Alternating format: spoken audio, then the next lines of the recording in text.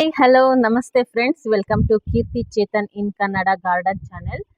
ಇವತ್ತು ಒಂದು ಒಳ್ಳೆ ಇಂಪಾರ್ಟೆಂಟ್ ಆಗಿರುವಂತಹ ಒಂದು ಅದ್ಭುತ ಕಂಟೆಂಟ್ ಬಗ್ಗೆ ನಿಮಗೆ ತಿಳಿಸ್ತಾ ಇದ್ದೀನಿ.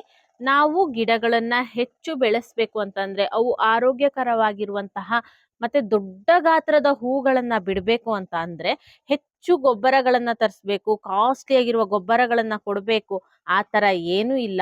ಮನೆಯಲ್ಲಿ ಇರುವಂತಹ ಕೆಲವೊಂದು ವಸ್ತುಗಳಿಂದನೇ ಗೊಬ್ಬರವನ್ನ ಕೊಟ್ಟು ಅತಿ ದೊಡ್ಡ ಗಾತ್ರದ, ನೀವಿಲ್ಲಿ ನೋಡ್ತಾ ಇರ್ಬೋದು ಎಷ್ಟು ದೊಡ್ಡ ಸೈಜ್ನ ಹೂವಿದು, ಈ ತರ ದೊಡ್ಡ ದೊಡ್ಡ ಗಾತ್ರದ ಹೂಗಳನ್ನ ಪಡಿಬಹುದು. ಹಾಗಿದ್ರೆ ಅದು ಯಾವುದು, ಯಾವ ಗೊಬ್ಬರ ಎಲ್ಲವನ್ನ ಸಹ ನಿಮಗೆ ತಿಳಿಸ್ಕೊಡ್ತೀನಿ. ಈಗ ಆಲ್ರೆಡಿ ತಮ್ನೇಲ್ ನೋಡಿರೋರ್ಗೆ ಗೊತ್ತಾಗಿರತ್ತೆ. ಎಸ್, ಮಜ್ಜಿಗೆಯನ್ನ ಗೊಬ್ಬರವಾಗಿ ಮತ್ತೆ ಕೀಟನಾಶಕವಾಗಿ ಹೇಗೆ ಬಳಸಬೇಕು ಅನ್ನೋದನ್ನ ಇವತ್ತಿನ ವಿಡಿಯೋದಲ್ಲಿ ತಿಳಿಸ್ಕೊಡ್ತಾ ಇದ್ದೀನಿ. Welcome to our channel.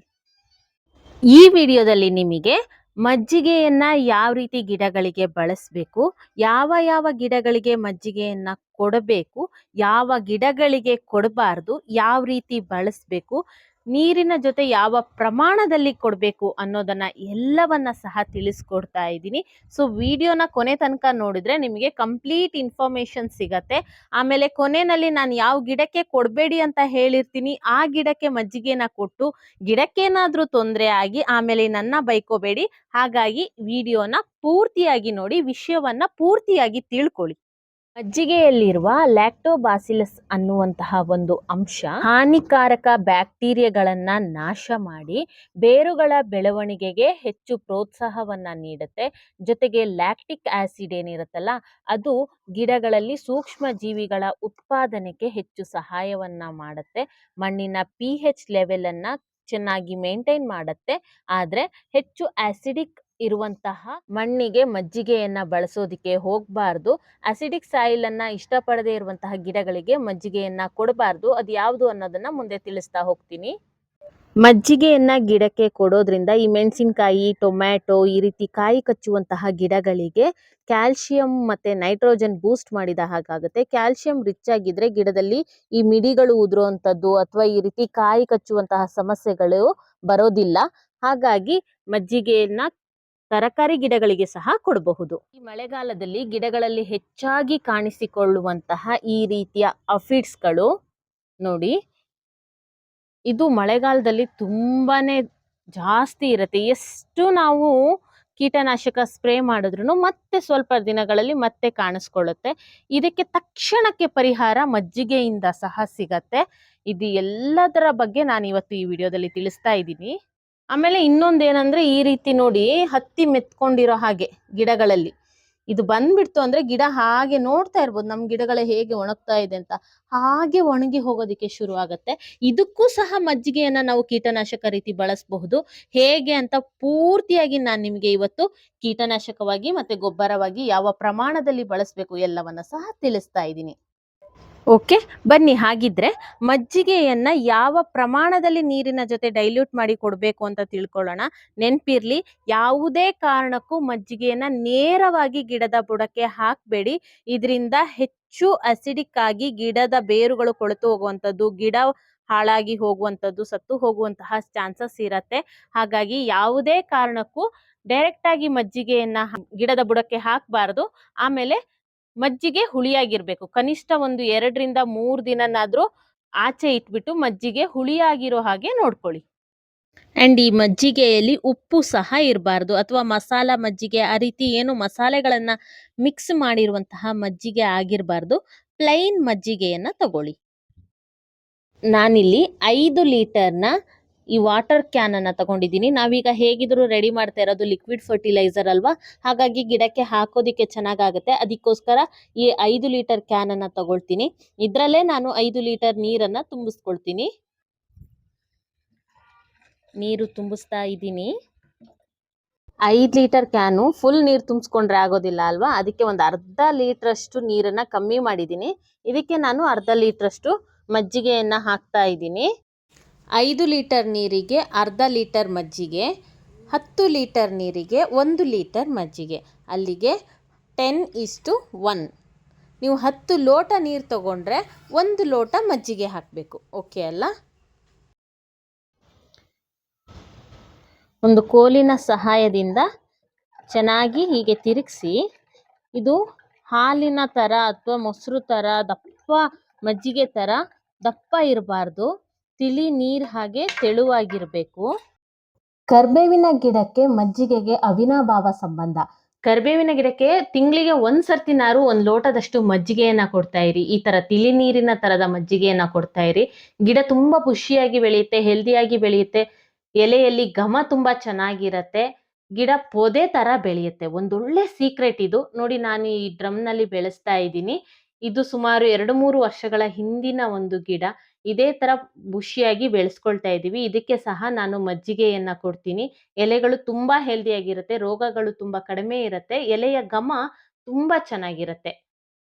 ನಿಮ್ಮಲ್ಲಿರುವಂತಹ ಹೂ ಬಿಡುವ ಗಿಡಗಳಿಗೆ ಸಹ ಮಜ್ಜಿಗೆಯನ್ನ ಕೊಡಬಹುದು.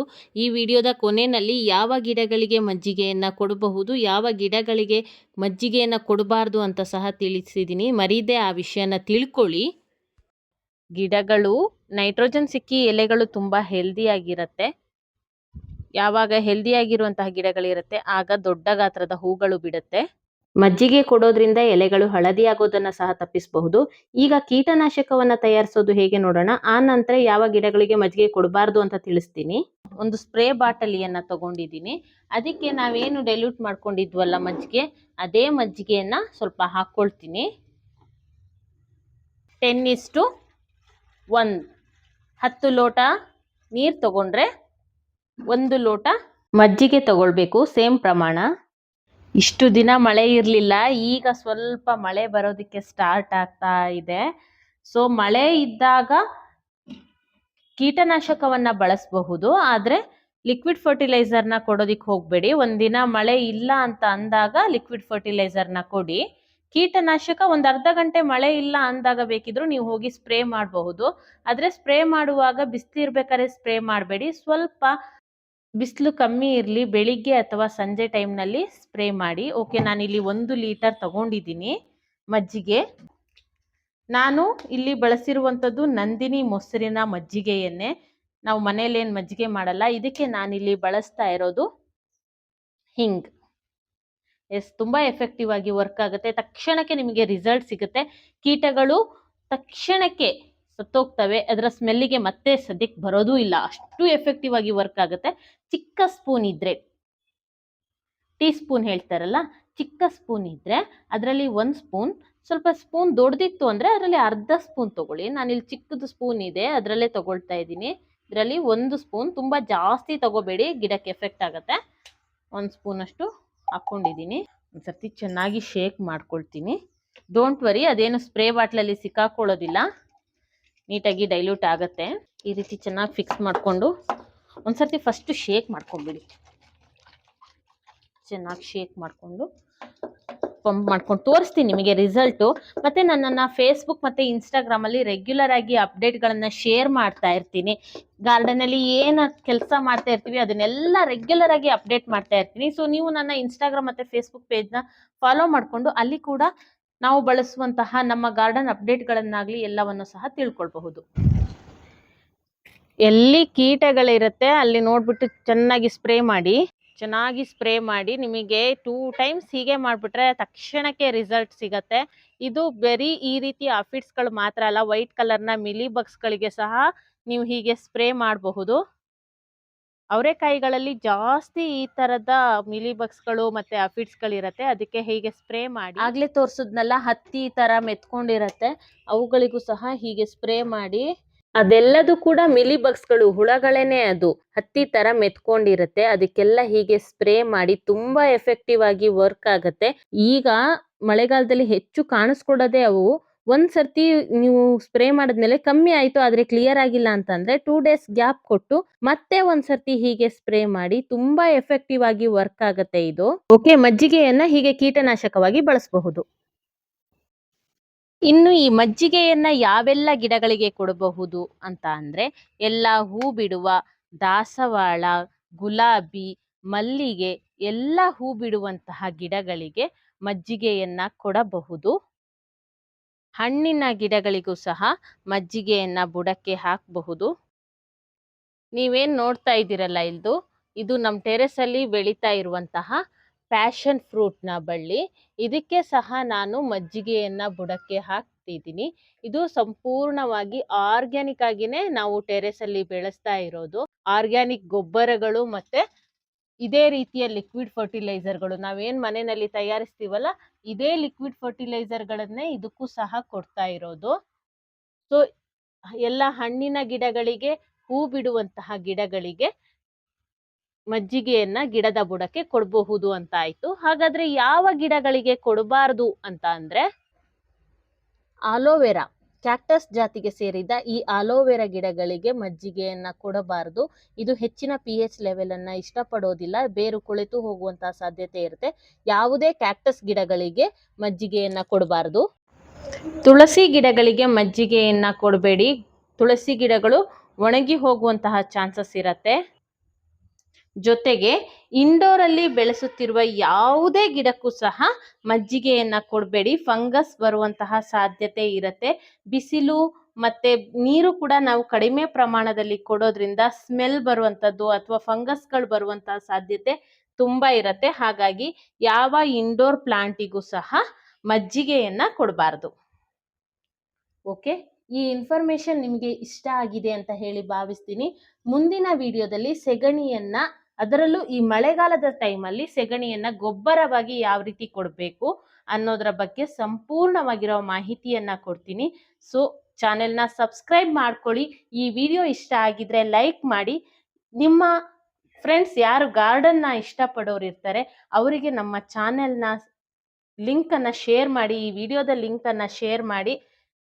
ಒಂದು ಗಿಡವನ್ನು ಬೆಳೆಸೋದಕ್ಕೆ ಸಹಾಯ ಮಾಡಿದಂತಹ ಒಂದು ಪುಣ್ಯ ನಿಮಗೂ ಸಹ ಸಲ್ಲಲಿ. Okay, thank you so much for watching. ಮುಂದಿನ ವಿಡಿಯೋದಲ್ಲಿ ಸಿಗೋಣ. Take care, bye. Happy gardening.